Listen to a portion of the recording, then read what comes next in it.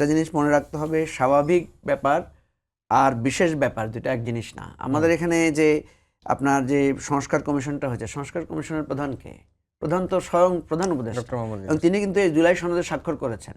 সুতরাং যিনি জুলাই সনদে স্বাক্ষর করেছেন, আমরা যারা স্বাক্ষর করেছি, আমরা গণভোটের পক্ষে কথা বলতে পারি, প্রচারণা চালাতে পারি। প্রচারণা চালানো আমাদের কর্তব্য হয়ে পড়েছে। কেন পড়েছে আমি আপনাকে বলি।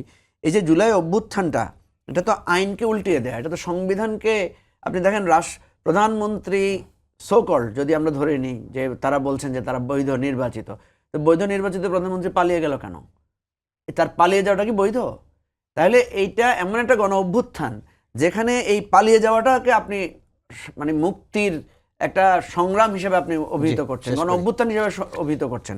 সুতরাং যেখানে গণ অভ্যুত্থানের বৈধতা দেওয়ার প্রশ্ন, যেখানে সাংবিধানিকভাবে ফ্যাসিবাদকে নির্মূল করার বা ফ্যাসিবাদকে বিদায় দেওয়ার প্রশ্ন সংবিধান পরিবর্তন করে, সেখানে এই গণভোটে এই সরকারকে প্রচারণা চালাতে হবে, হ্যাঁ এর পক্ষে জনমত সংগঠিত করতে হবে।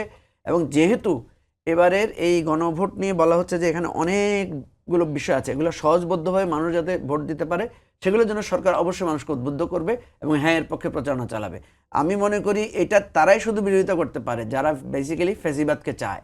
আপনি দেখেন, আমি আপনাকে বলি, সরকার কি চুরির বিরুদ্ধে প্রচারণা চালায় না? চোর পালায় গেলে কি সরকার চুরির আইন বদলায় ফেলে? না না, বদলায় ফেলে না। পলাতকের উদাহরণ দিয়ে আপনি সংবিধান বদলাইতে পারেন না? সরকার না, আমি তার উদাহরণ দিয়ে বদলানোর কথা বলছি না। চোর তো রেগুলার পালায়, গণভোটের প্রতিবার চোর পালালে কি আমরা আইন বদলাই? না না, আইন বদলাবো না তো। আমি যেটা বলছি যে এটা তো একটা গণ অভ্যুত্থান, আমরা তো আইনটা বদলাচ্ছি না। আমরা যেটা বদলাতে চাচ্ছি যে কোন পথে ফ্যাসিবাদ হয়েছে সেই পথটা বন্ধ করতে চাচ্ছি।